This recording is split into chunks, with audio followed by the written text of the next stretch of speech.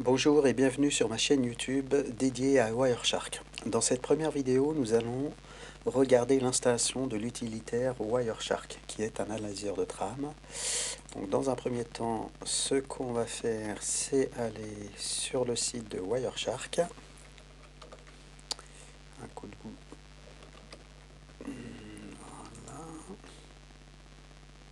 Voilà. Wireshark.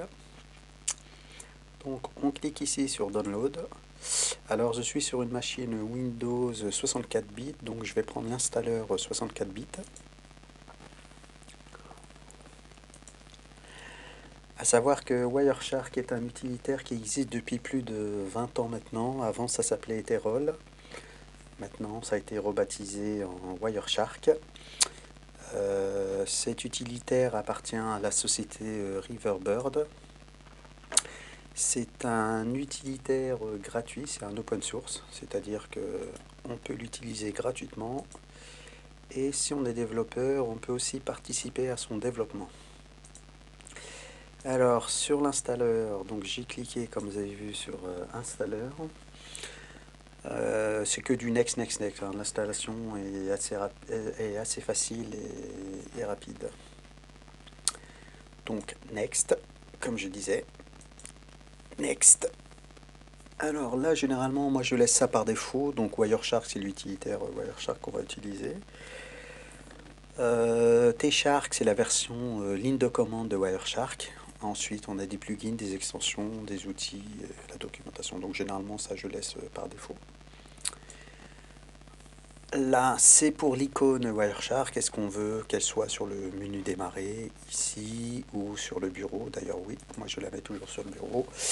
Et sur la barre rapide de Windows, c'est-à-dire qu'elle va apparaître quelque part par là. Pour l'association des fichiers, c'est-à-dire que Wireshark est capable de lire de nombreux types de fichiers de capture. Donc ça, on le laisse comme ça. Par défaut, si on a des fichiers de capture qui viennent d'autres logiciels, on sera capable de les ouvrir directement avec Wireshark. Par défaut, c'est PKPNG, le format de l'extension des fichiers de capture de Wireshark. Alors, on fait Next, on laisse le chemin par défaut, c'est Program File. Alors ça c'est important, c'est le driver, alors depuis le driver qui est utilisé pour capturer les trames à partir de la carte réseau. Donc à partir de la version 3.0 de Wireshark, c'est le driver NPCap qui est proposé, ici dans la version 31, et sur les versions précédentes c'était WinPCap. Donc idem, je laisse ça par défaut, c'est le driver, une fois de plus, je répète, ça c'est le driver qu'il faut installer. Donc c'est une installation dans une installation, c'est-à-dire qu'on installe l'utilitaire Wireshark, et dans cette installation, il nous propose l'installation NPCap.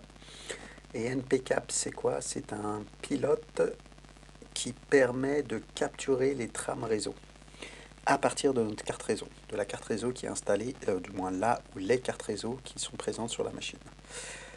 Suivant. Alors, à savoir qu'avec Wireshark, on peut aussi capturer via une clé USB. Bon, c'est pas le sujet de cette vidéo. On pourra faire une vidéo dédiée là-dessus. Si ça vous intéresse, faites-le moi savoir dans les commentaires. Alors je fais install, du coup je passe. Comme on disait, c'est une install dans une install. Donc là il est en train de commencer à installer les éléments de Wireshark. On devrait pas tarder à voir le driver. Le voilà, NPCap. Alors généralement je coche uniquement cette option là. Moi. Pourquoi? Bon bah ça c'est Nmap, c'est pas recommandé. La deuxième option, c'est de restreindre l'utilisation de NPCap aux administrateurs seulement. Ça, c'est si on a une carte wireless. Là, moi, je suis sur une machine virtuelle, sans carte Wi-Fi. Du coup, j'installe NPCap pour qu'il soit utilisé par la carte réseau de ma machine. Et je fais install.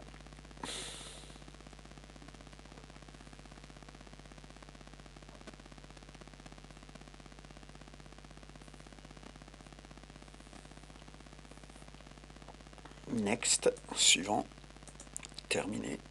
Donc là, le driver a été installé. Donc le driver, si vous voulez, pendant qu'il continue l'install, au niveau de la carte réseau, il est là, NPCap. C'est ce qui permet une fois de plus de capter les trames réseau qui viennent, qui rentrent de la machine ou qui sortent de la machine.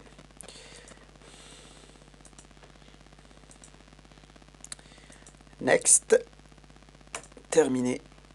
Là, on a bien notre icône Wireshark. On va le lancer. Et donc, dans les vidéos plus suivantes, on va apprendre à utiliser l'utilitaire, cet utilitaire.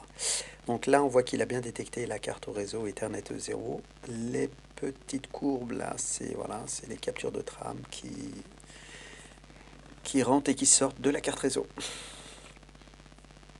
Voilà, c'est tout pour cette première vidéo. N'hésitez pas à vous abonner et faites-moi savoir si vous voulez que j'aborde des sujets particuliers sur Wireshark.